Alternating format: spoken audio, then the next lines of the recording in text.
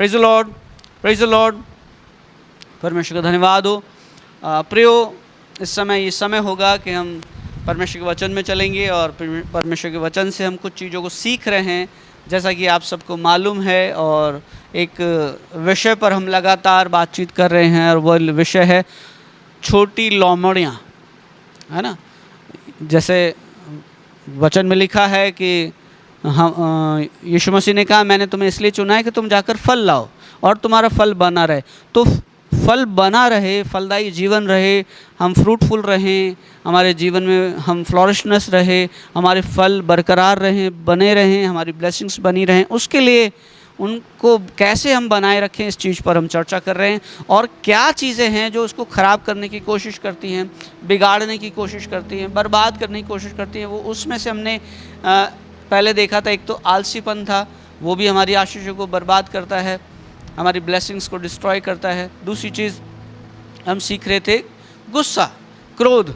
तो पिछली बार हमने क्रोध पे सीखा था, उससे पहले भी क्रोध पे सीखा था। आज फिर हम उसमें चलेंगे और मैं समझता हूँ आज क्रोध के लिए शायद आज तीसरा भाग होगा क्रोध का। Praise the lord. सो पिछले हफ्ते हमने ईर्ष्या के बारे में सीखा था। क्रोध से ही ईर्ष्या उपजती है, जलन उपजती है।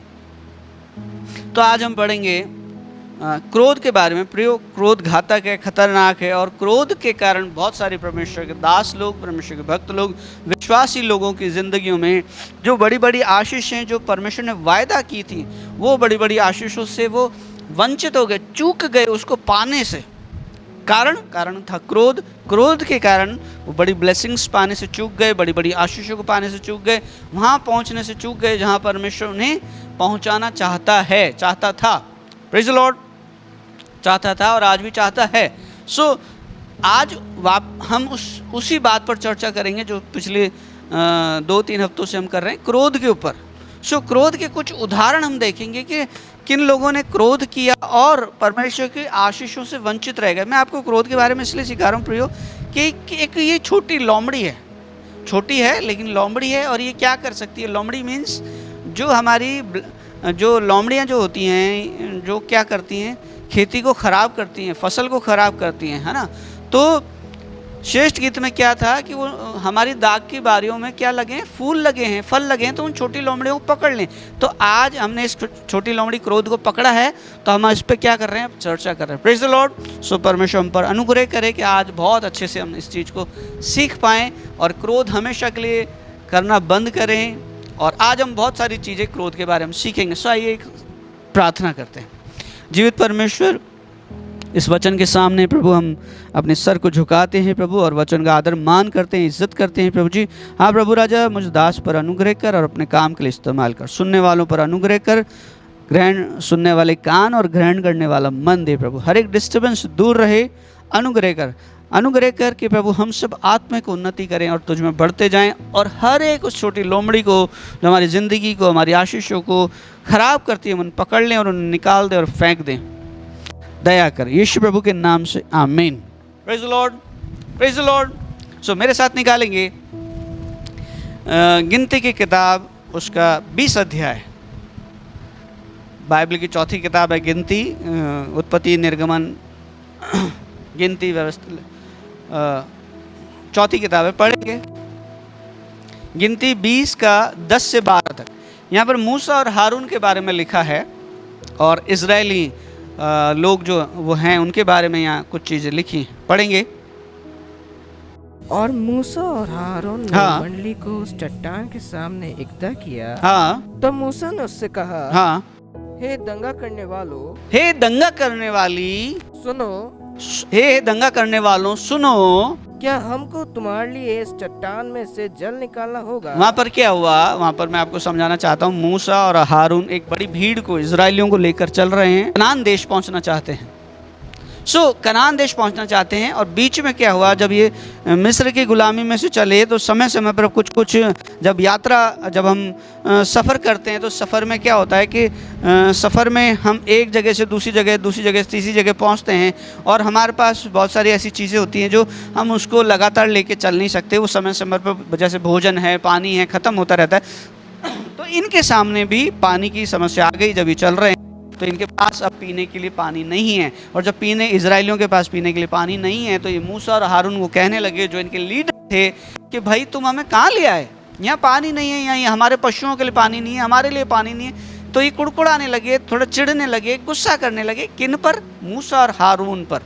तब मूसा और हारून, मूसा परमेश्वर के सामने गया, वहाँ जाकर उसने परमेश्वर के सामने दंडवत किया और प्रभु को कहा, प्रभु तू देख रहा है ये लोग कितना ज़्यादा मुझ कुड़कुड़ाते हैं, बुड़बुड़ाते हैं। इससे पहले भी क्या हुआ प्रियो, इससे पहले भी पानी की दिक्कत आई थी। ये लोग बार बार उन भलाइयों को, उन आश्चर्य कर्मों को भूल जाते थे जो परमेश्वर इनके मध्य में करता था। मूसा के द्वारा इतने चिन्ह और चमत्कार परमेश्वर इनको दिखाता था, ये उसको भूल जाते थे और ये उसको झट भूल गए कि हमने पहले भी तो पानी पिया था, तो आज फिर हम मूसा से कहेंगे परमेश्वर फिर अद्भुत इंतज़ाम करेगा।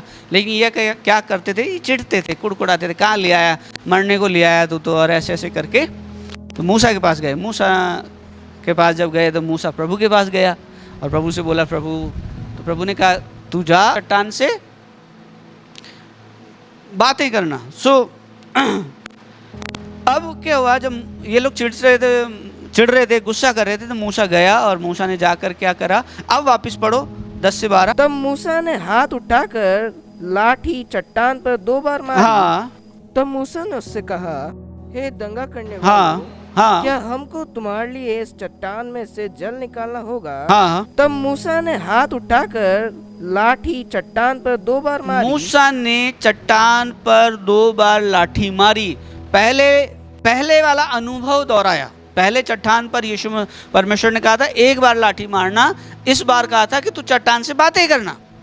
लेकिन इसने वो पुराना अनुभव दोहराया। उसे गुस्सा आ गया, क्रोध में आ गया, गुस्से में भर गया और इतना गुस्सा इसको, मूसा को इतना गुस्सा आ गया, इतना चिड़चिड़ाहट आ गई, इतनी झुंझलाहट आ गई, इजराइलियों ने झुंझलाहट गुस्सा दिलाया कि इसने जाकर गलती कर दी। परमेश्वर का कहना ना मानकर उसके विपरीत किया, उल्टा किया। परमेश्वर ने कहा था बातें करना, इसने अपना पुराना अनुभव लगाया और उससे भी ज़्यादा कुछ एक्स्ट्रा एफर्ट्स लगा दिया, चट्टान पर 2 बार मार दिया।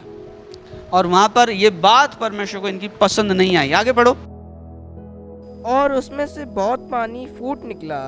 हाँ। और मंडली के लोग अपने पशुओं समेत पीने लगे। हाँ। परंतु मूसा और हारून से परमेश्वर ने कहा, हाँ, तुमने जो मुझ पर विश्वास नहीं किया, हाँ, और मुझे इजराइलों के घेष पवित्र नहीं ठहराया, हाँ, इसलिए तुम इस मंडली को उस देश में पहुंचाने न पाओगे जिसमें से उन्हें दिया है।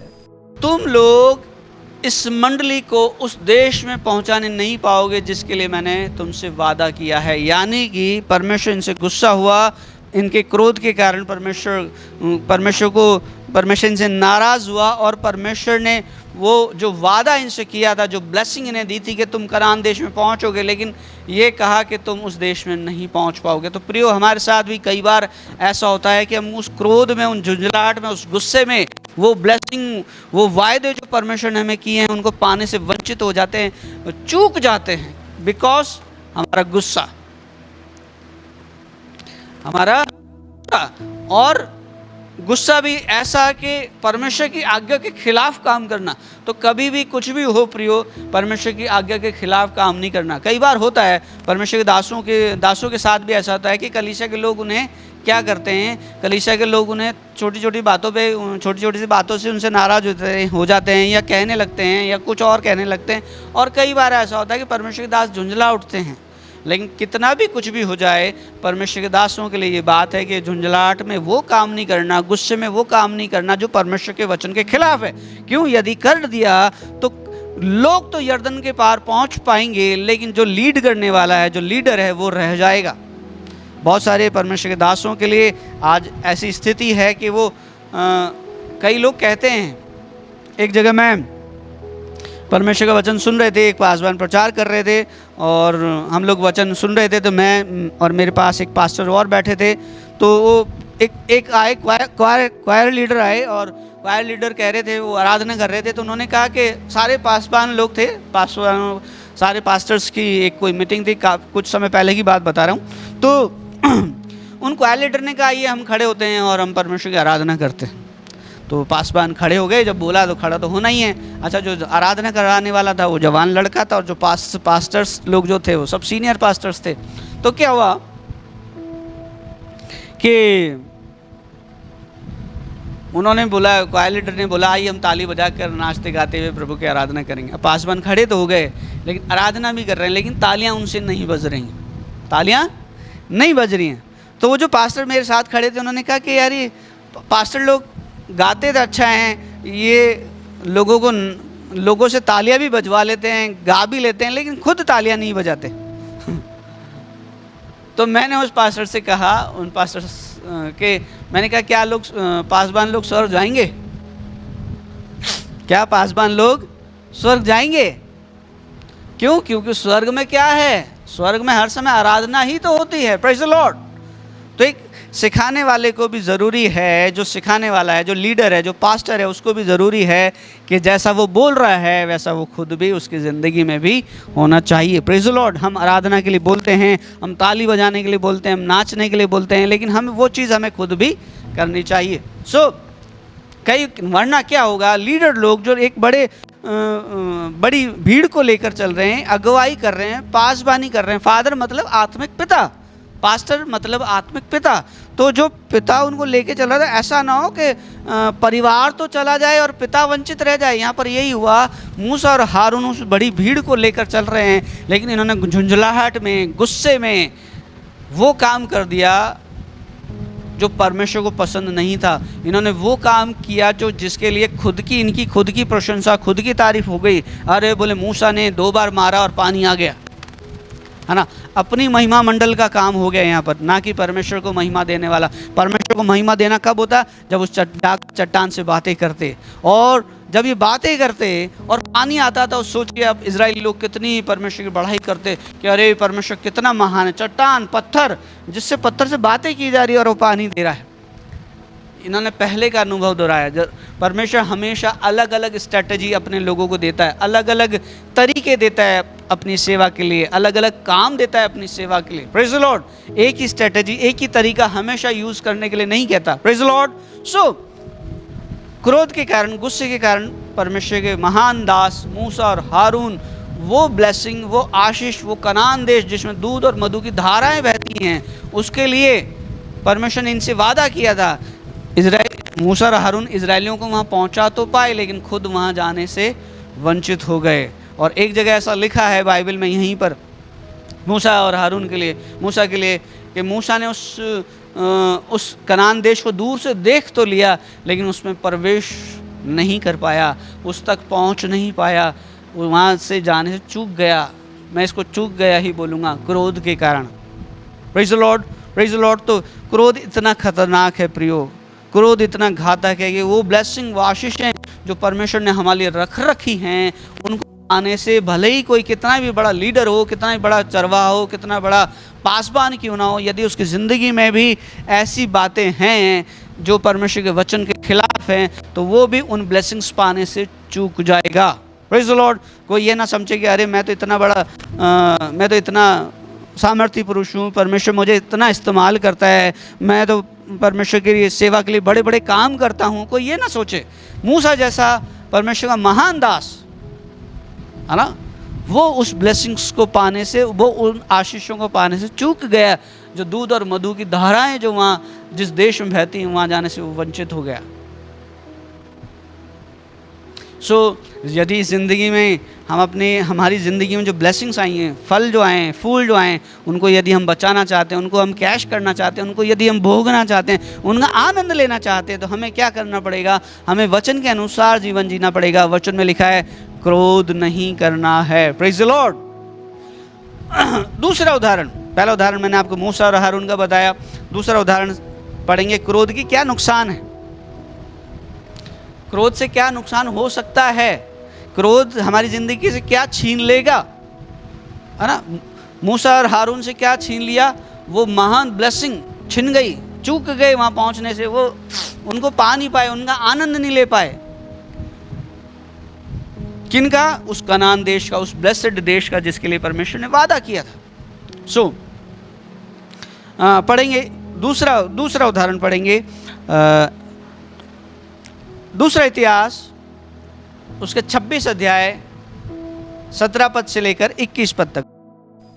और अजर्या याजक उसके बाद भीतर गया, हाँ, और उसके संग यहोवा के 80 याजक भी जो वीर थे गए, और उन्होंने उज्जिया राजा का सामना करके उससे कहा, हाँ, हे उज्जिया, यहोवा के लिए धूप जलाना तेरा काम नहीं। यहाँ पर क्या हुआ? मंदिर की बात है कि ये लोग मंदिर में खड़े हैं और वहाँ पर एक महायाजक है और याजक है और एक राजा है।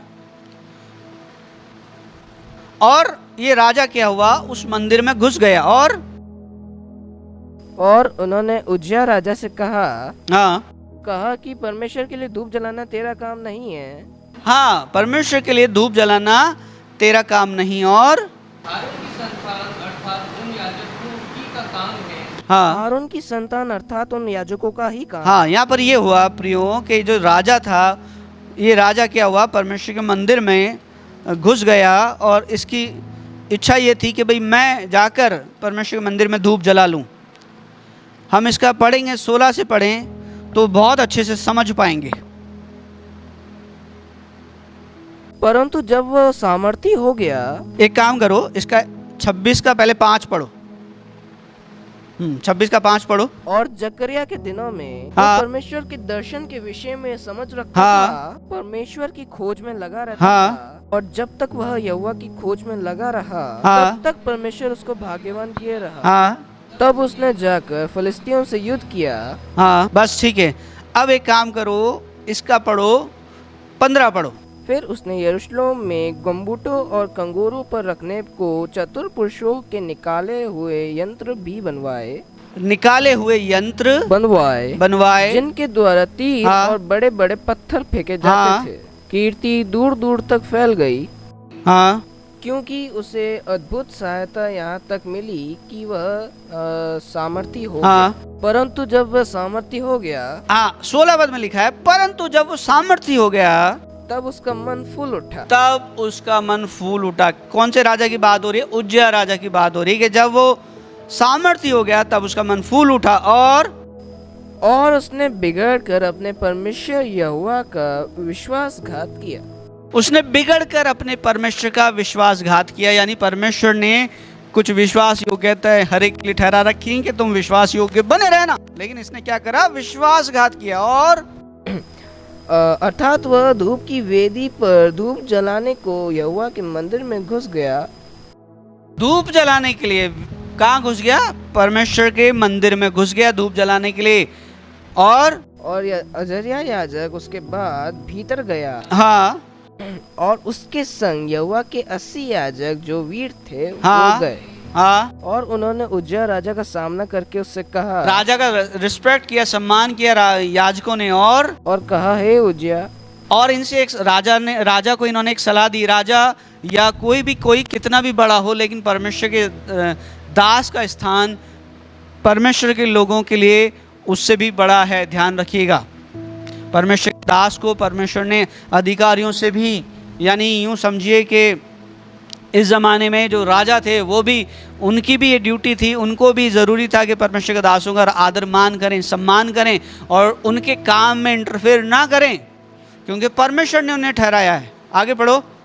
वो मंदिर में घुस गया और कहा, हे उज्जिया, परमेश्वर के लिए धूप जलाना तेरा काम नहीं। तब याजकों ने इसे समझाया कि भाई ये तू क्या गलती कर रहा है, ये तू क्या खता कर रहा है, क्यों ये काम कर रहा है? ये काम तेरा नहीं है, तेरा काम राज्य करना है, तेरा काम लड़ाइयाँ लड़ना है, तेरा काम देश की रक्षा करना है, तेरा काम लोगों को बचाना है, तेरा काम लोगों को व्यवस्था सिखाना है, सब कुछ करना है। पर ये काम क्या कर रहा है? ये काम तो परमेश्वर के दासों का है, जो जिनके लिए परमेश्वर ठहरा है मंदिर में धूप जलाना, मंदिर की सेवा करना, ये काम किसी और का नहीं। भाई ऐसा नहीं है कि मंदिर में आकर हर कोई परमेश्वर के मंदिर पे, परमेश्वर की वेदी पे धूप जलाएगा। ये परमेश्वर ने किन्हीं लोगों को नियुक्त कर रखा है, किन्हीं लोगों को उसने ठहरा रखा है, और याजकों को उसने ठहरा रखा है। जो याजक बनते हैं उनका ये काम है।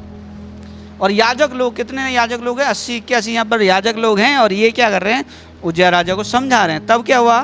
धूप जलाना तेरा काम नहीं है, आगे हारून की संतान अर्थात उन याजकों का ही काम है, हाँ। जो धूप जलाने को पवित्र की गए हैं। हाँ, याजकों का और याजकों की संतानों का काम है ना। और तू पवित्र स्थान से निकल जा। हाँ, तू इस पवित्र स्थान से निकल जा। ध्यान रखना, परमेश्वर का भवन जो है, परमेश्वर की वेदी जो है, वो पवित्र स्थान है। वहाँ हर कोई आकर नहीं चढ़ सकता। वो ये नहीं कह सकता मैं इतना सामर्थ्य हूँ, मैं इतना प्रभावशाली हूँ, मेरा इतना मान और सम्मान है, मुझे स्टेज पे होना चाहिए। आज का समय ऐसा है, आज का समय भी ऐसा है। हर व्यक्ति स्टेज पे आना चाहता है, हर व्यक्ति को माइक चाहिए, हर व्यक्ति प्रचार करना चाहता है, हर व्यक्ति आराधना में करना चाहता है। अरे जब परमेश्वर आपको चुनेगा, जब परमेश्वर आपको ठहराएगा, तो दुनिया की कौन सी ताकत है आपको रोक देगी? बताइए।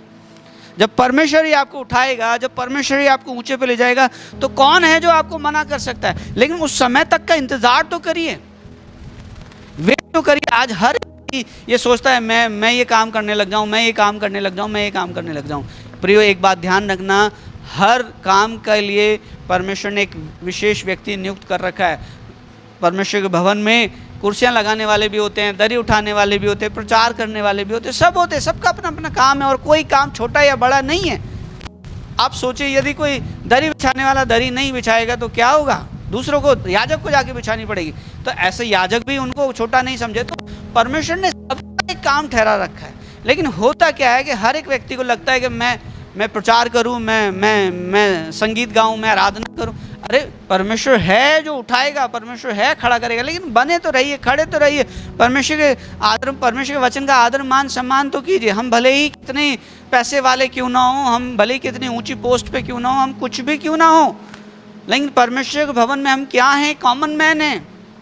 तो परमेश्वर के भवन में जब भी जाएं तो ऐसा नहीं जाएं कि मैं इतना पावरफुल इंसान हूँ, मैं तो इतना, मेरे को एक विशेष जगह मिलनी चाहिए, मुझको एक सीट मिलनी चाहिए। मैं जब परमेश्वर के भवन में घुसूँ तो ऐसा होना चाहिए कि मेरे लिए लोग खड़े हो जाएं, मेरे को कुर्सी देने लग जाएं। अक्सर ऐसा देखा जाता है कि यदि कोई कुर्सी पे बैठता है और उसकी कुर्सी पे कोई दूसरा आकर बैठ जाए तो उसको टेंशन होती है, मेरी कुर्सी पे कैसे बैठ गया? अरे परमेश्वर के भवन में सब बराबर हैं भाई।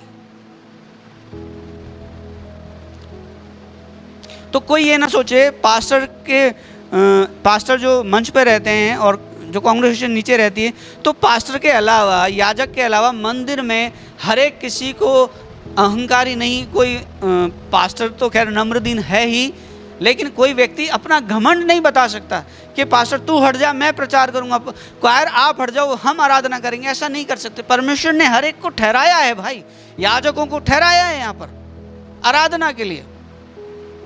तो परमेश्वर के भवन में जब आए तो कैसे होना चाहिए? नम्र दीन और हलीम होना चाहिए कि जिस किसी को परमेश्वर ने जो काम दिया है उस काम में हाथ डालने नहीं है, उस काम में हाथ डालने की कोशिश ना करें, वरना परिणाम बहुत गंभीर हो सकते हैं।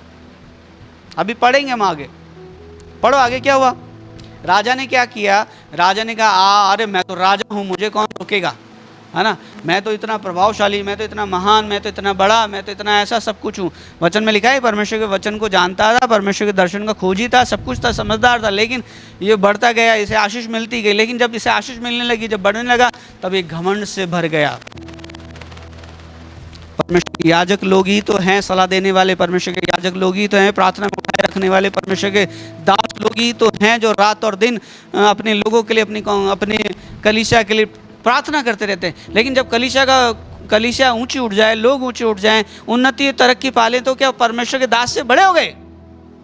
हिजकिय्याह राजा के जीवन से हम ये सीख सकते हैं। इसकी जिंदगी में घमंड आ गया। इसने परमेश्वर के दासों को सोचा कि तुम क्या हो, मैं धूप जला लूंगा, मैं परमेश्वर की सेवा कर लूंगा, मैं धूप जलाने का जो काम है वो मैं कर लूंगा। याजकों को इसने सोचा कि तुम मेरे सामने क्या हो? अरे इन्हीं की प्रार्थना से, इन्हीं की सलाह से, इन्हीं के आशीर्वाद से तो तू ऊंचा उठा है। कलीसिया के लोग, परमेश्वर के दास का क्या काम है? याजकों का क्या काम है? वो रात और दिन क्या करते हैं? अपने लोगों के लिए प्रार्थनाएं करते हैं कि प्रभु इन्हें हर क्षेत्र में सफलता दे, हर क्षेत्र में इन्हें उन्नति दे, हर क्षेत्र में इन्हें तरक्की दे, इन्हें ऊंचा ले जाओ, इन्हें ऊंचा उठा।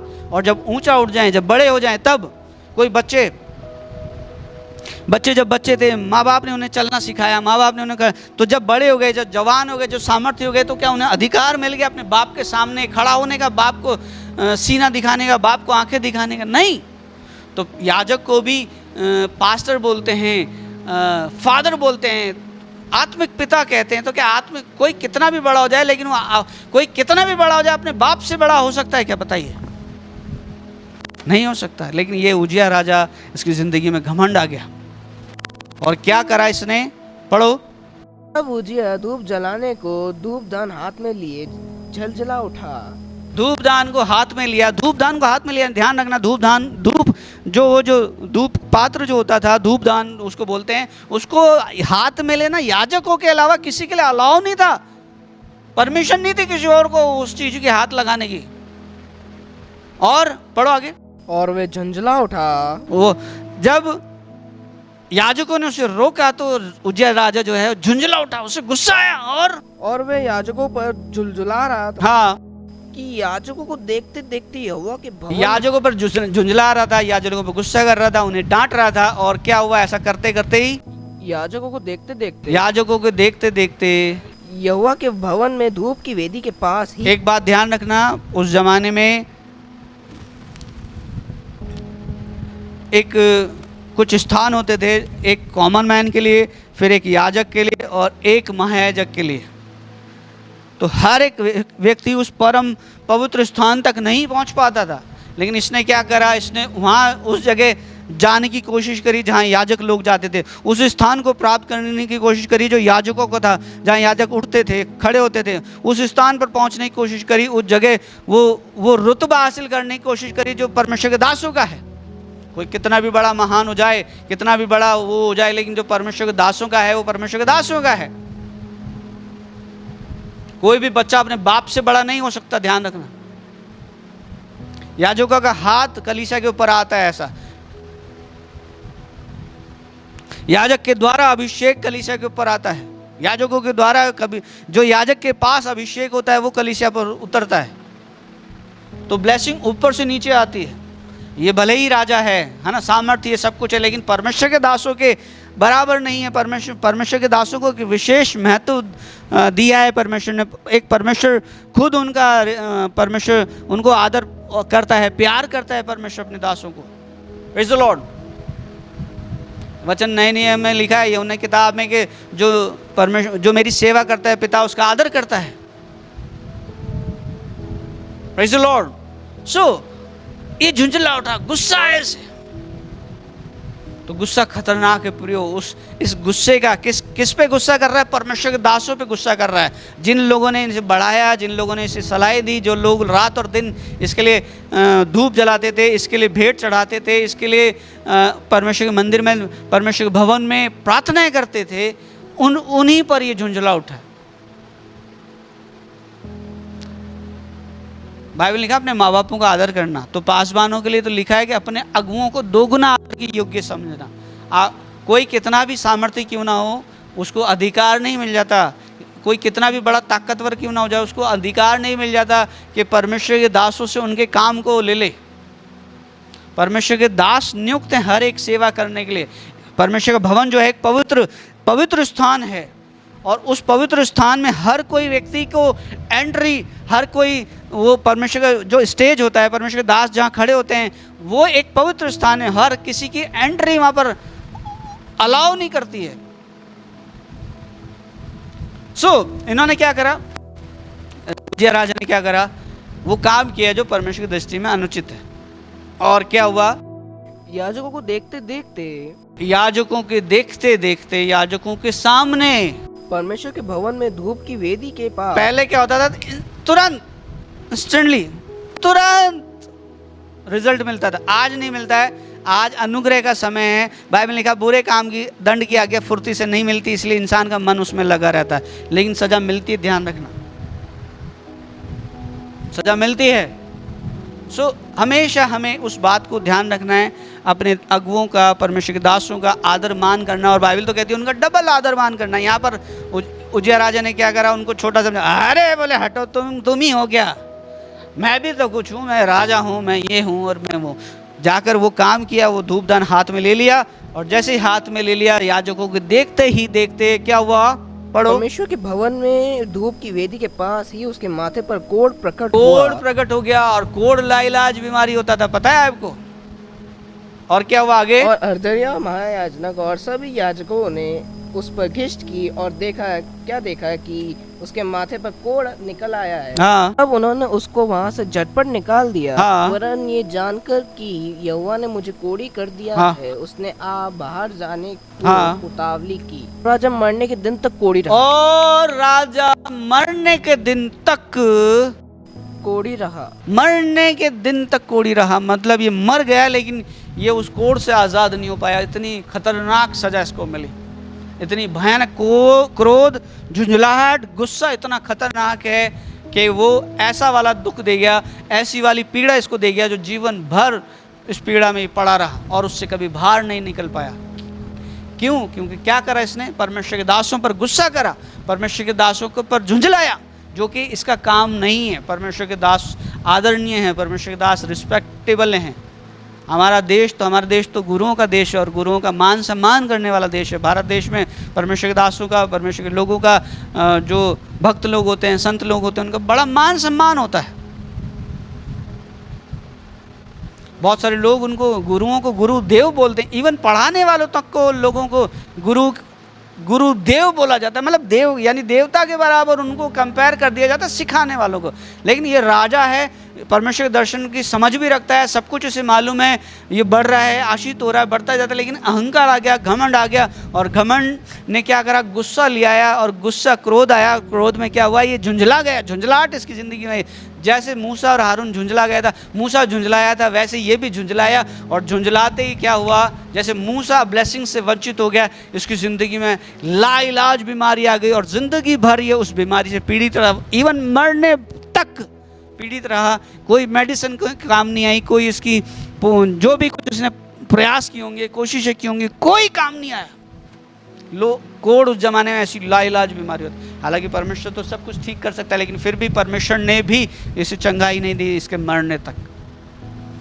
क्रोध इतना खतरनाक है। आप में से कोई बहुत ज़्यादा क्रोध करने वाला व्यक्ति हो तो सावधान हो जाना। परमेश्वर के दासों के लिए लिखा है कि उन पर दोष एकदम मत लगा देना। उन पर दोष लगाने के लिए कम से कम 2 गवाह होने चाहिए। लेकिन आप लोग परमेश्वर के दासों पे दोष लगाने से भी नहीं चूकते, उन्हें बुरा भला कहने से भी नहीं चूकते। जो मन में आता है जो उनके लिए बोल देते हैं। और ऐसा करने से वो क्या ला रहे हैं? अपने ऊपर वो दुख और पीड़ा और मुसीबतें ला रहे हैं। आप देखिए कितना सामर्थ्य राजा जीवन भर कोड़ से भरा, इसके पास कितनी दौलत, कितना क्या, ये वो कोई काम नहीं आया। और उस ज़माने में कोड़ियों को बाहर रखा जाता था। जैसे क्वारंटाइन होता है ना, क्वारंटाइन अभी कोरोना के टाइम में आता है। क्वारंटाइन, जिसको कोरोना हो गया उसको अलग कोने में पटक दिया था, क्वारंटाइन, उसके संपर्क में कोई नहीं रहता था। ऐसे ही इसको उस ज़माने में क्वारंटाइन कर दिया गया। कोई पैसा काम नहीं आया, कोई रुतबा काम नहीं आया, कोई आदर मान इज्जत, जिस पे इसको घमंड था कि मैं तो ये बन गया हूँ, मैं वो बन गया हूँ, सब सेकंड्स में ज़ीरो हो गया। तो कोई अपनी ज़िंदगी में कभी घमंड ना करे कि अरे मैं तो ये हूँ, कभी वो स्थान प्राप्त करने की कोशिश ना करे, कभी वो काम ना करने की कोशिश करे जिसके लिए परमेश्वर ने मना करा है। परमेश्वर ने अपने दासों भक्तों को एक अलग परमेश्वर ने आदर मान सम्मान दे रखा है। और परमेश्वर, यदि कोई परमेश्वर का दास, मैं एक बात बता दूं आपको, यदि कोई परमेश्वर का दास गलत भी कर रहा है, कोई पाप भी कर रहा है ना, तो परमेश्वर उसे दंडित करेगा, परमेश्वर उसका न्याय करेगा। आप साधारण व्यक्ति को कोई वो नहीं है, कॉमन मैन विश्वासियों को कोई वो नहीं है कि वो परमेश्वर का दासों का न्याय करें। न्याय करना, इवन किसी का भी न्याय करना परमेश्वर का काम है। बाइबल कहती है 2 गवाहों के द्वारा बात सिद्ध मानी जाए। मैं जब बाइबल कॉलेज की पढ़ाई करने गया, कुछ छोटा ही कोर्स था, तो वहाँ पर एक सवाल था। जो टीचर थे उन्होंने मुझसे एक सवाल पूछा कि बताइए, और भी स्टूडेंट थे, उनसे पूछा कि यदि आप प्रभु मेज पर आते हैं और आप जो आपको प्रभु भोज दे रहे हैं उसको, जो व्यक्ति आपको प्रभु भोज दे रहा है उसको कल आपने, जैसे शनिवार को, संडे को प्रभु भोज देते हैं, जैसे तो शनिवार को आपने उस व्यक्ति को पापों में इन्वॉल्व देखा है, बुरे काम में इन्वॉल्व देखा, तो आप उससे प्रभु भोज लेंगे नहीं लेंगे? तो मेरा जब जवाब देने का मौका आया तो मैंने कहा देखिए सर, प्रभु मेज तो प्रभु का हुक्म है और वो तो प्रभु की देह है, उसको तो लेना ही चाहिए। अब दूसरी बात यह है कि कदाचित उस व्यक्ति ने बैठकर किसी को देखने के बाद उसको लगा कि मेरे को किसी ने देख लिया है या कुछ ऐसा हो गया, या उससे रात को गलती हो गई और सुबह प्रभु मेज पर आने से पहले उस व्यक्ति ने परमेश्वर से माफ़ी मांग ली, उस पासबान ने स्टेज पे आने से पहले माफ़ी मांग ली हो और परमेश्वर ने उसे माफ़ कर दिया हो, और मैं जो उसको मान लो कोई व्यक्ति, मैं या कोई और व्यक्ति उसको देख रहा है कि ये कल तो पापों में था और मैं इससे प्रभु बोझ नहीं लूँगा और इस कारण वो प्रभु बोझ ही नहीं ले, तो वो व्यक्ति तो प्रभु बोझ से वंचित हो गया, उस ब्लेसिंग से वंचित हो गया, और ये व्यक्ति तो निर्दोष हो गया क्योंकि उसने क्षमा मांग लिया। आज परमेश्वर क्षमा करने में कितना समय लगा था, इतना। तो कभी भी परमेश्वर के दासों को गलती में, गुनाह में देखें तो आप उनका न्याय मत करिए, परमेश्वर को उनका न्याय करने दीजिए। Praise the Lord. चलिए हम अपने विषय पर आएंगे। तो उजिया राजा क्या हुआ, क्रोध से भर गया। किस कारण से भर गया? गुस्से के कारण, गुस्से में झुंझला गया, है ना, झुंझला गया। जैसे मूसा झुंझला गया ना, ऐसे ये भी झुंझला गया, झुंझलाहट आ गई और इसने परमेश्वर के दासों से वो धूप दान ले लिया, बोले मेरे को दो, और वो लेना इसके लिए इसका काम नहीं था, और उसकी सजा इसे मिली, और सजा ये थी कि जीवन भर क्रोध से पीड़ित रहा। तो क्रोध बहुत खतरनाक है, प्रिय ध्यान रखना। चलो आगे बढ़ेंगे। प्रियो, जैसे आपने देखा परमेश्वर भी कई बार गुस्सा करता है, लेकिन उससे पहले हम कुछ और चीज़ें सीखेंगे। बाइबल क्रोध के बारे में और क्या कहती है, पढ़ो। इफिसियों की पत्री उसका 4 अध्याय और 26 पद, सॉरी, इफिसियों की पत्री 4 अध्याय 26 पद पढ़ो जल्दी। क्रोध तो करो पर पाप मत करो।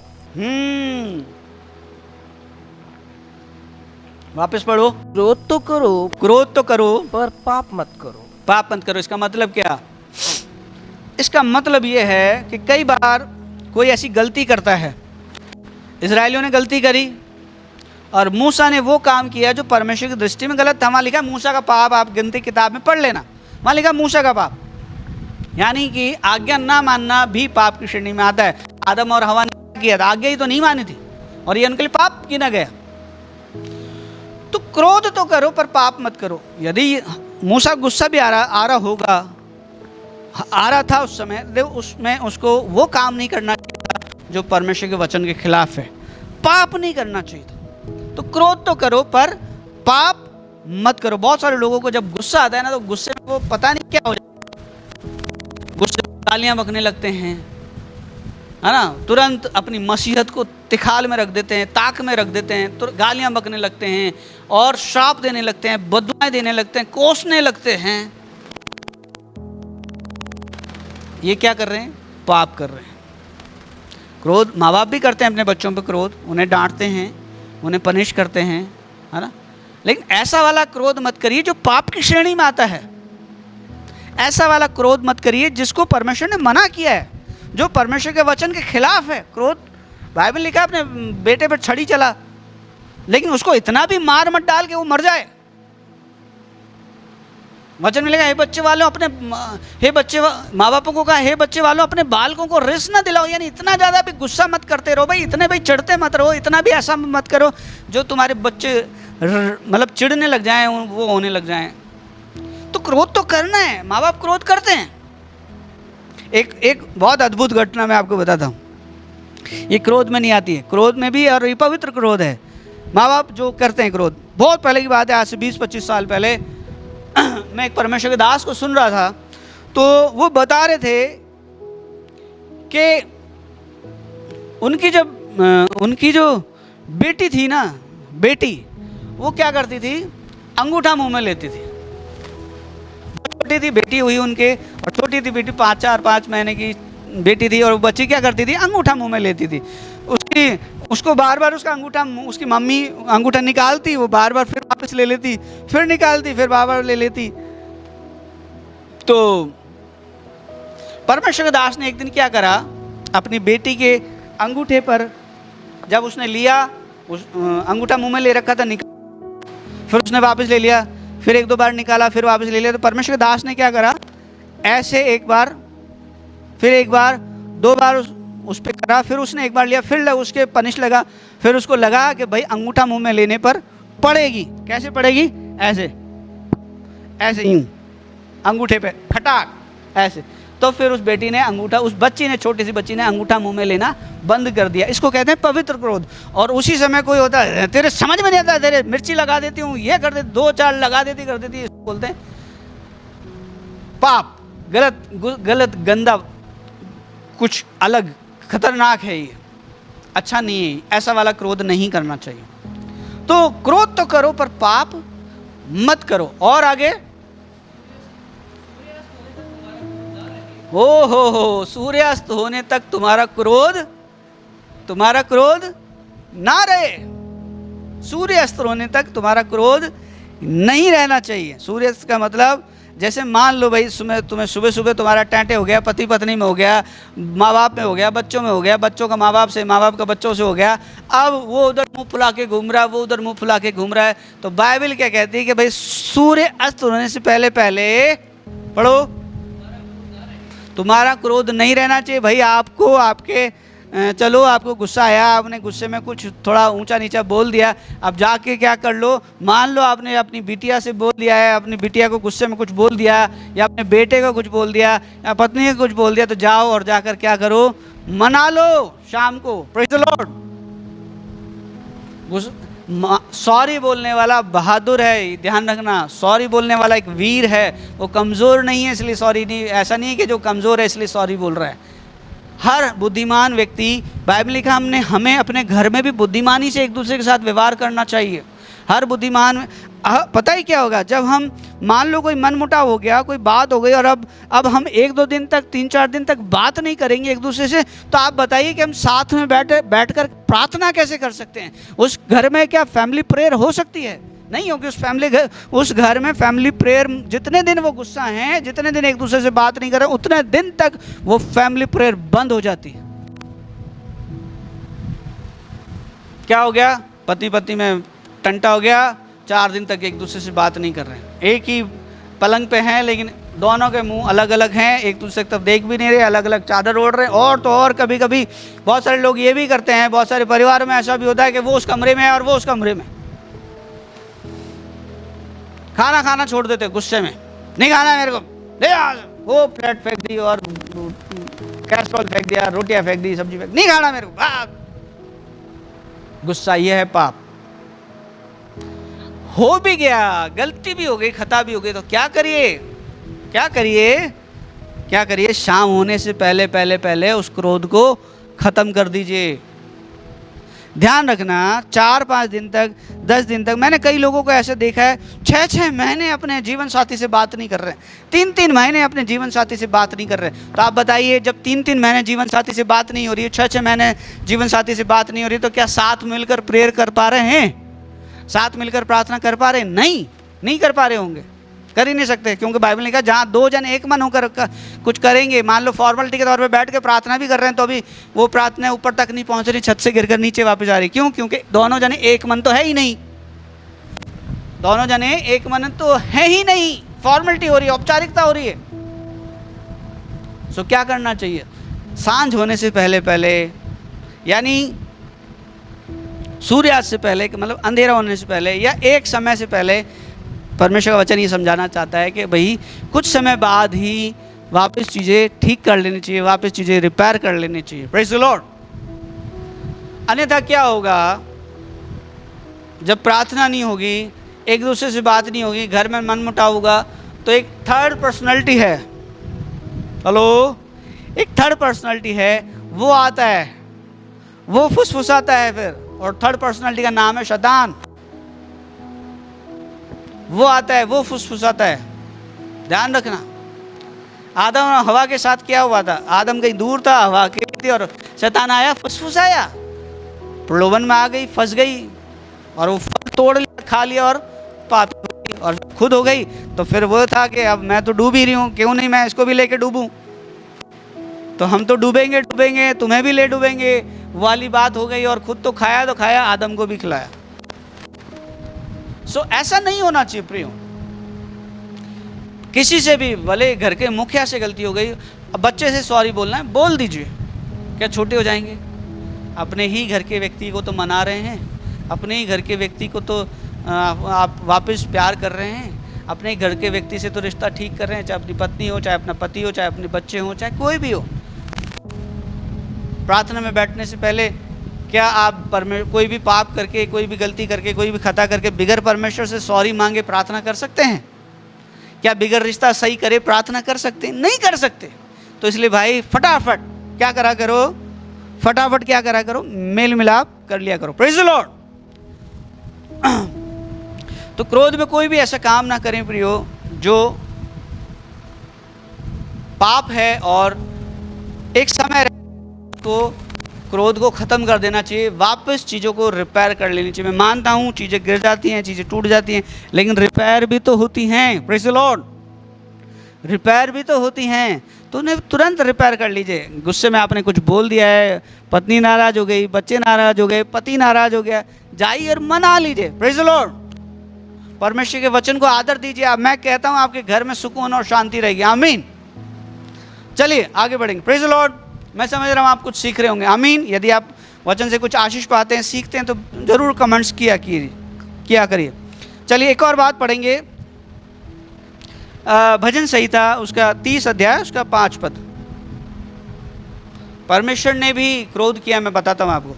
परमेश्वर ने भी कई जगह क्रोध किया, लेकिन परमेश्वर क्रोध पवित्र क्रोध है, ध्यान रखना। परमेश्वर ने पवित्र क्रोध किया और उस क्रोध में उसने हमें ताड़ना भी दी, उसने प्यार भी किया, ताड़ना भी दी। पढ़िए। क्योंकि उसका क्रोध तो क्षण भर का होता है। परमेश्वर का क्रोध कैसा है? हेलो, परमेश्वर का क्रोध कितनी देर का है? क्षण भर का। यदि व्यक्ति माफी मांगता है, क्षमा मांगता है, अरे बोले प्रभु गलती हो गई, जैसे मैंने उस याजक का उदाहरण दिया, जो उस पास्टर का उदाहरण दिया जो प्रभु बोझ देने वाला था, हो सकता है उसने रात में माफी मांग ली हो और सुबह प्रभु बोझ दे रहा है, तो प्रभु माफ करने में क्या कितनी देर लगाता है? क्षण भर लगाता है। लेकिन बहुत सारे लोग क्या करते हैं, बहुत सारे लोग सोचते हैं कि अरे यार मेरे से तो गलती हो गई, मेरे से तो पाप हो गया, मेरे से अपराध हो गया। वो 4 दिन तक, 5 दिन तक परमेश्वर से दुआ नहीं करते, प्रार्थना दुआ नहीं करते। बोले मेरा मन नहीं कर रहा, मेरा दिल नहीं कर रहा। अरे कितनी देर तक दूर रहोगे? तुरंत जाओ, घुटनों में जाओ, पश्चाताप कर, रो लो खुदा के सामने, बोले प्रभु गलती हो गई। यानी 4 दिन आप खुदा से दूर रहोगे, 4 दिन आप सूरज से दूर रहोगे, 4 दिन सूरज की रोशनी आपकी जिंदगी में नहीं आएगी, 4 दिन लाइट आपकी जिंदगी में नहीं आएगी, तो फिर किससे घिरे रहोगे? अंधेरे से। और शैतान के काम अंधेरे में प्रबल होते हैं, ध्यान रखना। अंधेरा, डार्कनेस बोले तो शैतान। तो परमेश्वर भी क्रोध करता है। पढ़ दो वापस पढ़ दो बेटा। क्योंकि उसका क्रोध तो क्षण भर का होता है। परमेश्वर का क्रोध कैसा है? क्षण भर का है। और परंतु उसकी प्रसन्नता जीवन भर होती है। परंतु उसकी प्रसन्नता जीवन भर की होती है। परमेश्वर कई बार गुस्सा करता है, ताड़ना देता है गुस्से में, लेकिन कितनी देर करता है? क्षण भर में करता है। वो कहता है यदि मेरी प्रजा के लोग पछताएं, मेरी प्रजा के लोग माफ़ी मांगे, क्षमा मांगे, तो मैं उनको मेरे लोग यदि अपने बुरे काम से फिरें, सुलेमान को दर्शन देकर बोला यदि मेरे लोग मंदिर में प्रार्थना करेंगे तो मैं उनकी सुन लूँगा, लेकिन शर्त यह है कि वो बुरे काम से फिरें। तो कितने दिन लगाएंगे बुरे काम फिरने में? जितने दिन लगाएंगे, जितनी देर लगाएंगे, उस तरह नुकसान खुद का है। तो परमेश्वर क्रोध क्या है? क्षण भर का। यशायाह किताब उसका 47 अध्याय 16 पद पढ़िए। यशायाह 47:16। जल्दी जल्दी चलेंगे, पढ़िए। यशायाह 47:16, 47 का 16।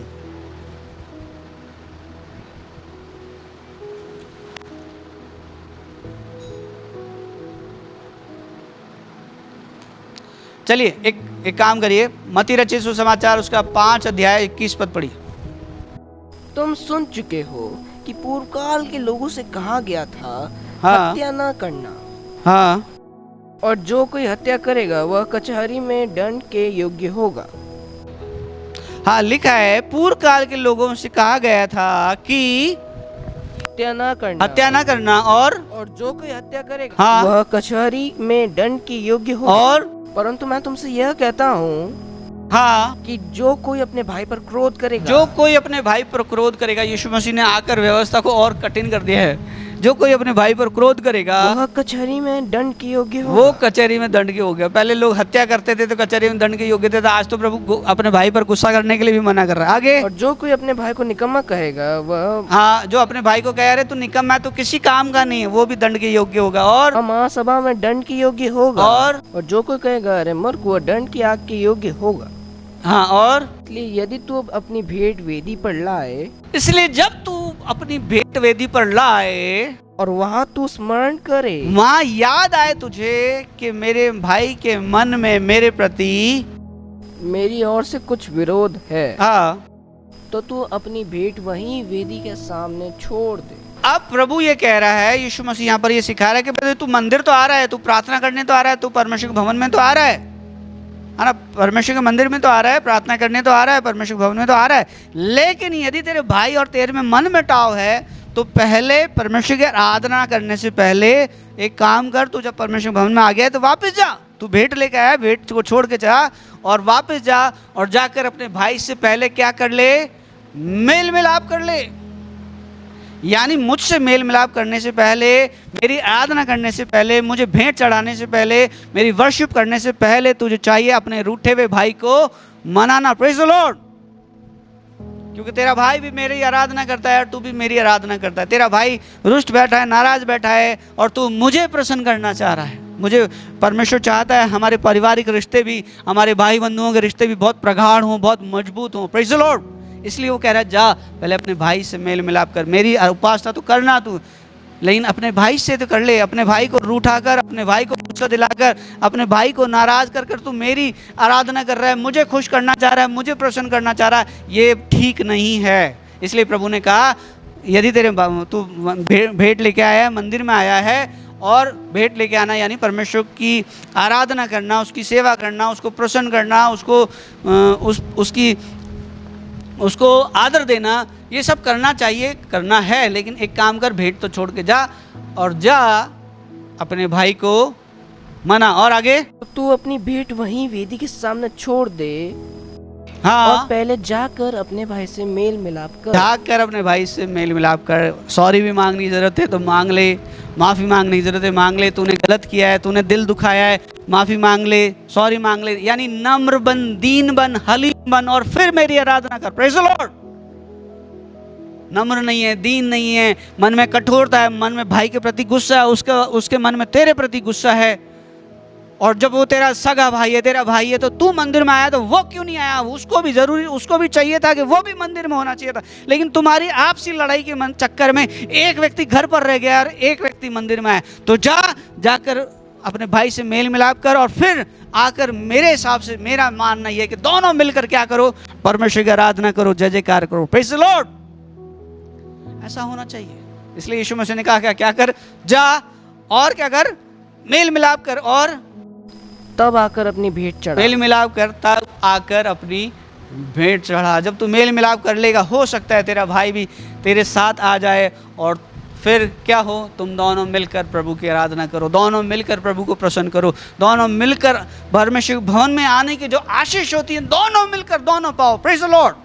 हस्बैंड वाइफ में रात को टंटा हो गया, भाई भाई में रात को टंटा हो गया, एक जना चर्च जा रहा है, दूसरा जना चर्च नहीं जा रहा है, वो कह रहा है सो रहा है, वो मेरे को नहीं जाना है, मैं नहीं जा रहा, दूसरा जा रहा है, लेकिन प्रभु क्या कह रहा है, तू मेरे भवन में आ रहा है, अच्छी बात कर रहा है, भेंट चढ़ा रहा है, अच्छी बात कर रहा है, सब कुछ बढ़िया है, लेकिन जा, ये मेरा हुक्म है, ये मेरा कहना है, ये मेरा आदेश है, जाकर पहले रूठे हुए को मना। Praise the Lord. मेरी आराधना करने से पहले, तो आराधना करने से पहले, उपासना, परमेश्वर की उपासना करने से पहले, परमेश्वर की प्रशंसा करने से पहले, परमेश्वर को भेंट चढ़ाने से पहले, परमेश्वर को भवन में जोर जोर से नाचने, हालेलुया आमीन, हालेलुया आमीन, ये सब करने से पहले जा उस रोते हुए को मना ले। Praise the Lord. जिसका दिल तूने रात को दुखाया, वो पत्नी का दिल दुखाया, पति का दिल दुखाया, बच्चों का दिल दुखाया, तो जा और जाकर पहले उसको मना ले। Praise the Lord. उसके बाद तब जब तू मेरी जय जयकार करेगा, उसके बाद जब तू मेरी आराधना करेगा, उसके बाद जब तुझे भेंट चढ़ाएगा, मैं सबको एक्सेप्ट करूंगा और तुझे ब्लेस करूंगा। Praise the Lord. प्रभु ये समझा रहा है कि पहले मेल मिलाप कर, क्रोध को खत्म कर, क्रोध को खत्म कर दे, गुस्से को खत्म कर दे, नम्र बन, दीन बन। जब तू नम्र बनेगा तब मैं तुझे ऊंचा उठाऊंगा। Praise the Lord. परमेश्वर के वचन में लिखा है नम्रता और यहोवा के भय मानने का फल धन, महिमा और जीवन है। ध्यान रखना, नम्र बनने का। तो परमेश्वर कहता है नम्र बनो, जो छोटा बनेगा वो बड़ा किया जाएगा। भले ही गलती किसी की भी हो, लेकिन यदि आप बड़ा बनना चाहते हैं, आप छोटे बन जाइए, आप क्षमा मांग लीजिए, आप सॉरी बोल दीजिए, परमेश्वर आपको लिफ्ट करेगा। Praise the Lord. आगे बढ़ो। और जब तक तू अपने मुद्दई के साथ मार्ग ही में है, जब तू मुद्दई का मतलब समझते हैं? मुद्दई यानी जिसने आप पर मुकदमा कर दिया है, कोई केस चल रहा है, कोई मुकदमा कर रहा है, कोई बात हो गई मुद्दई के साथ। अब तुम दोनों कहाँ जा रहे हो? न्यायी के पास जा रहे हो, जज के पास जा रहे हो, मुद्दई के पास। मुद्दई के साथ में तू जब जा रहा है तो क्या कर, मुद्दई से क्या कर, तुझ तेरा और उसका कुछ मुद्दा है, कोई मसला है, कोई बात है, उससे क्या कर, रास्ते में ही सब कुछ सेटिंग कर ले भाई। पढ़ो, मार्ग ही में है, मार्ग ही में है, रास्ते पर है, वहां भी पहुंचने। क्या पता न्यायी तुझे अदालत में तुझे सजा मिल जाए, इससे पहले क्या कर, उससे झटपट मेल मिलाप कर उससे झटपट मेल मिलाप कर ले, कॉम्प्रोमाइज कर ले, क्षमा के मांग ले, नम्र बन जा, दीन बन जा। Praise the Lord. मैं कह रहा हूँ जो नम्र बनेगा, दीन बनेगा ना, परमेश्वर उसको उठाएगा, वो बच जाएगा जोखिम में पड़ने से, वो मुसीबतों में पड़ने से बच जाएगा जो नम्र बनेगा। अरे मुद्दई से क्या कर ले, अरे भाई बोलना यार, क्या है बोलना भाई, क्या बात है, क्या करना है, क्या करूं बता, मैं मेरे अपने को उधर नहीं जाना, अपनी इधर ही सेटलमेंट कर लेता है, बोल। तो क्या होगा, पढ़ो, कहीं ऐसा ना हो कि मुद्दई तुझे हाकिम को सौंप, मुद्दई तुझे हाकिम के हाथ में सौंप दे। कहाँ जा रहे हैं? हाकिम के पास जा रहे हैं। रास्ते में मुद्दई से क्या कर, जो तेरा मुद्दई है, जो जिसने तुझ पे मुकदमा किया है, ऐसा नहीं हो तुझे हाकिम के हाथ में सौंप दे और हाकिम तुझे सिपाही को सौंप दे, हाकिम तुझे सिपाहियों के हाथ भेज दे और सिपाही तुझे जेल में ठोक दे, जेल में डाल दे। इससे पहले क्या कर, मेल मिलाप कर ले। तो परमेश्वर क्या चाहता है, पढ़ दो इसको, 26 पूरा पढ़ दो। मैं तुमसे सच कहता हूँ, मैं तुमसे सच सच कहता हूँ कि जब तक तू कौड़ी कौड़ी भर ना दे, हाँ, वहाँ से छूटने ना पाएगा। जब तक पूरा नहीं कर देगा, हर जाना नहीं भर देगा, वहाँ से छूटने नहीं पाएगा। हो गया। सो परमेश्वर यीशु मसीह यहाँ पर हमें क्या सिखा रहा है? मेल मिलाप सिखा रहा है, बुद्धिमानी इस्तेमाल करना सिखा रहा है ना, रिश्ते बनाना सिखा रहा है, उलझनों में पढ़ना नहीं सिखा रहा। मुकदमे से, बाइबल ने लिखा मुकदमे से हाथ उठाना समझदार पुरुष का काम है। समझदार व्यक्ति मुकदमे से हाथ उठा लेता है, मुकदमे में फंसता नहीं है, उलझता नहीं है। समझदार व्यक्ति, बुद्धिमान नहीं है, वो क्या करता है, वो केसबाजी में और इन चीज़ों में उलझा रहता है। अरे भाई हमारा एक टारगेट है, हमारा एक निशाना है, हमारी एक डेस्टिनी है, हमें वहाँ पहुँचना है। क्यों हम इन छोटी छोटी उलझनों में उलझते रहे? इस पे केस, उस पे केस, उस पे, इस अदालत में, उस तारीख पे, उस तारीख पे। बहुत सारे लोग, परमेश्वर के दास लोग, परमेश्वर के भक्त लोग तारीखों पे भी जाते रहते हैं। तारीखों पे जाने से बढ़िया है जो भी मिल रहा है, जो भी हो रहा है, उससे उसी में कॉम्प्रोमाइज़ कर लो, समझौता कर लो, टंटों को ख़त्म करो, झगड़ों को ख़त्म करो और परमेश्वर की उपासना करो। परमेश्वर तुम्हें वो दे सकता है जिसकी तुम कल्पना नहीं कर सकते हो, कल्पना से बढ़कर तुम्हें देगा। और तुम एक गीत गाओगे, भविष्यवाणी के रूप में कह रहा हूँ, जो ग्रहण कर लेगा वो आमीन लिख देना। मैं भविष्यवाणी के रूप में कह रहा हूँ कि जब आप ऐसा करोगे, जब आप परमेश्वर का कहना मानोगे, परमेश्वर तुम्हें इतना देगा, तुम एक गीत गाओगे, मांगने से ज़्यादा मिला मुझे, आभारी हूँ प्रभु मैं। Praise the Lord. विश्वास से ऐसी घोषणा कर रहा हूँ, एक्सेप्ट कर लेना, ग्रहण कर लेना, आमीन टाइप कर देना, तुम्हारे लिए हो जाएगा। आमीन। Praise the Lord. तो ऐसा कब होगा? जब परमेश्वर के वचन को आदर दोगे, रिस्पेक्ट दोगे, परमेश्वर के वचन के अनुसार अपनी जिंदगी जीने लग जाओगे। परमेश्वर ने कहा बुद्धिमान बन। बुद्धिमान लोग क्रोध नहीं करते, बुद्धिमान लोग गुस्सा नहीं करते, बुद्धिमान मुकदमों से हाथ उठा लेते, बुद्धिमान लोग कॉम्प्रोमाइज कर लेते। ऐसा जीवन जिए, आप फ्लोरिश होंगे, आप आश्रित होंगे और आपके साथ साथ आपका घराना आश्रित होगा। आप उस मंजिल पर पहुंच पाएंगे जैसे मूसा उस मंजिल पर पहुंचने से चूक गया, उस डेस्टिनी पर, उस आशीष देश में पहुंचने से चूक गया, उस वायदा किए हुए देश से चूक गया। काय के कारण? क्रोध के कारण, गुस्से के कारण, गुस्से में झुंझला गया। झुंझलाने के में वो काम कर दिया जो परमेश्वर के वचन के खिलाफ था, परमेश्वर ने जो कहा था उसके खिलाफ था। तो हम में ऐसा नहीं होना चाहिए। बुद्धिमान व्यक्ति कभी ऐसा नहीं करते। मूसा से गलती हो गई, लेकिन हमको वचन क्यों दिया गया, बाइबल हमें क्यों दी गई? ताकि हम इसको पढ़कर शिक्षा हासिल करें। Praise the Lord. दूसरा तीमुथियुस 3:16 में लिखा है कि हर एक पवित्र शास्त्र इसलिए रचा गया है, यानी हर एक पवित्र शास्त्र यानी बाइबल की जो 66 किताबें उनके लिए लिखा गया है कि ये इसलिए रचा गया है ताकि धर्म की शिक्षा के लिए लाभदायक हो, सुनने के लिए लाभदायक हो, प्रचार करने के लिए लाभदायक हो। Praise the Lord. समझाने, सुधारने और धर्म की शिक्षा के लिए लाभदायक हो, इसलिए लिखा है। तो इसको पढ़कर हम शिक्षा हासिल कर सकते हैं कि वे मूसा चूक गया, उस ब्लेसिंग को पाने के लिए इतना महान परमेश्वर का दास था, तो हम क्या हैं। इसलिए जब क्रोध आए सावधान हो जाना। Praise the Lord. एक सुनहरा नियम अपना लीजिए, उसके बाद हम खत्म करेंगे। एक सुनहरा नियम बताकर मैं अपनी बात को खत्म करूंगा। याकूब की किताब, उसका 1 अध्याय, उसका 19 से 22 तक पढ़िए।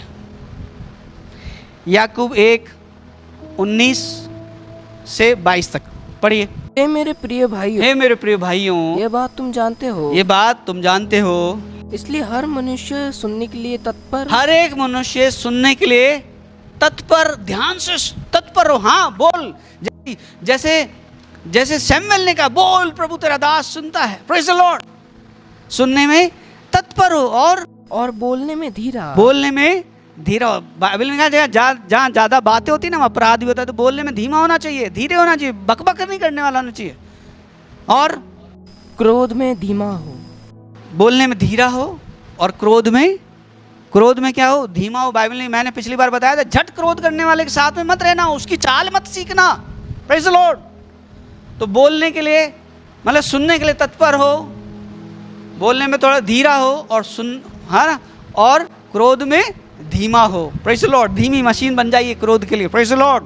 क्रोध आता ही नहीं है, नॉर्मल हो जाइए। बोले यार ये कैसा आदमी, इसको गुस्सा आता ही नहीं है, ऐसे वाले बन जाइए। और आगे, क्योंकि मनुष्य का क्रोध परमेश्वर के राज्य का निर्वाह नहीं कर क्रोधी व्यक्ति परमेश्वर के राज्य का निर्वाह नहीं कर सकता है, परमेश्वर के राज्य को बढ़ा नहीं सकता, परमेश्वर के राज्य में वो कोई काम नहीं कर पाएगा यदि उसका क्रोध बहुत ज्यादा है। तो आगे, इसलिए सारी मलिनता, हाँ, बैर भाव, हाँ, की बढ़ती को दूर करके, हाँ, उस वचन को नम्रता से ग्रहण कर हाँ, लो जो बोया गया, हाँ, और जो तुम्हारे प्राणों का उद्धार कर सकता है। Praise the Lord. वचन से क्या हो जाएगा, प्राणों का उद्धार हो जाएगा। सो मैं आपको क्या कहना चाहता हूँ, गोल्डन नियम है, सुनहरी आयतें हैं, गोल्डन लॉ है 3।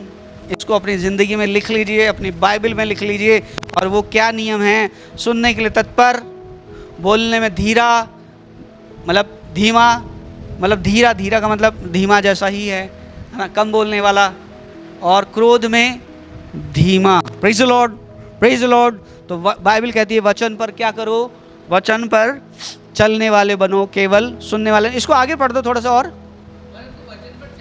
परंतु वचन पर क्या करो, वचन पर चलने वाले बनो। चलने वाले का मतलब तुम्हारी जिंदगी वचन के अनुसार, तुम वचन के अनुसार जिंदगी बिताने वाले बनो, केवल सुनने ही वाले नहीं। केवल सुनना, इस कान से सुना, इस कान से निकल दिया, सुन बहुत रहे हैं, केवल सुनने वाले मत बनो। प्रकाशित वाक्य की पुस्तक में लिखा है 1:3 में कि धन्य है, आशीषित हैं वो लोग जो इस भविष्यवाणी की पुस्तक को पढ़ते हैं, सुनते हैं और मानते हैं। आपने पढ़ भी लिया, सुन भी लिया, लेकिन मान नहीं रहे हैं, तो आपका समय, आपका सब कुछ व्यर्थ है। सो परमेश्वर आपको इस वचन के द्वारा आशीष दे। मैं आपको क्या समझाना चाहता हूँ प्रियो, क्रोध बहुत खतरनाक है। क्रोध आपको उन ब्लेसिंग्स पाने से वंचित रख सकता है, उन आशीषों से वंचित रख सकता है जो परमेश्वर ने अपने भक्तों के लिए, अपने दासों के लिए रख रखी है। वो वायदे जो परमेश्वर ने आपके लिए पूरे किए हैं, वो वायदे क्रोध आपकी ज़िंदगी से चुरा लेगा। मूसा जैसे महान परमेश्वर के दास उस आशीष देश, उस वायदा किए देश से वंचित हो गया। वो सिर्फ देख नहीं पाया, वहाँ पहुँचने नहीं पाया। उज्जिया राजा गुस्सा आया, घमंड में भर गया, और घमंड से आकर वो काम कर डाला जो करना सिर्फ परमेश्वर के दासों के लिए है, उसके लिए नहीं था। क्या हुआ, कोड़ आ गया, और जीवन भर मृत्यु तक बीमारी से पीड़ित रहा।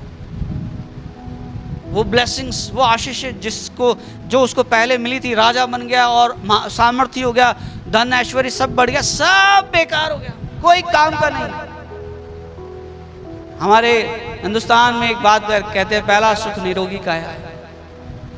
उसके बाद सब कुछ था, निरोगी काया नहीं थी। और जब निरोगी काया नहीं है, दूर पड़ा है, क्वारंटाइन पड़ा है, अकेला पड़ा है, कोई उसके पास जाता भी नहीं था, क्योंकि कोड़ फैलने वाली बीमारी थी। सो क्या करिए, सावधान हो जाइए। हमने पढ़ा कि शाम तक, सूर्यास्त होने से पहले क्रोध को खत्म कर दीजिए। Praise the Lord. हो भी गया, क्षमा मांग लीजिए, गलती मांग लीजिए,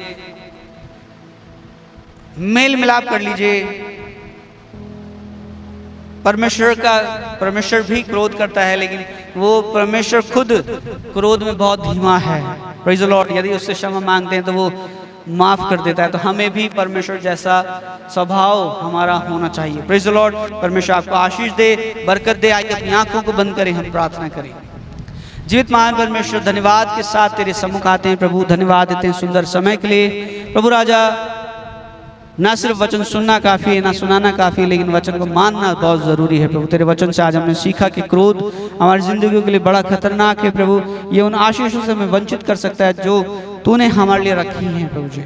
सहायता कर, हम में से कोई भी क्रोध में बहुत तेज ना हो, वरन धीरा हो प्रभु जी। सुनने के लिए तत्पर हो, और परमेश्वर सुनने के लिए तत्पर हों, और बोलने में हम धीरे हों, और क्रोध में हम धीमे हों प्रभु। ऐसी सहायता कर, सुनने वालों पर अनुग्रह कर, और वचन के अनुसार जिंदगी जीने वाले बन जाएं, ऐसी कृपा कर। आदर मान तुझे देते प्रभु। सामने के कामों को प्रकट कर प्रभु। जो बीमार हैं वो चंगे हो जाएं यीशु मसीह तेरे नाम में। जो कर्ज से दबे हुए हैं उनका कर्ज हट जाए यीशु मसीह तेरे नाम में। जो उन्नति रुकी हुई यीशु मसीह तेरे नाम में, वो उन्नतियाँ इनकी प्रभु तेरे नाम में रिलीज होने पाए, ब्लेसिंग्स रिलीज होने पाए। हाँ प्रभु, ये और ऊंचे उठने पाए। इनमें से कोई ये न कहने पाए कि मैं दुखी हूँ, कोई ये न कहने पाए मैं परेशान हूँ, कोई ये न कहने पाए मैं तंगहाली में हूँ। प्रभु इनकी मदद कर, और इनकी सारी घटी को, इनकी सारी वीकनेस को, इनकी सारी परेशानियों को दूर कर प्रभु, और इनकी सहायता कर। इनकी सहायता में अपने हाथ को बढ़ा। मैं घोषणा करता हूँ इनमें से बहुत सारे लोग ब्लेस्ड हो गए हैं, हो जाएंगे यीशु मसीह तेरे नाम में, और बड़ी बड़ी गवाहियाँ निकल के आएंगी प्रभु। धन्यवाद।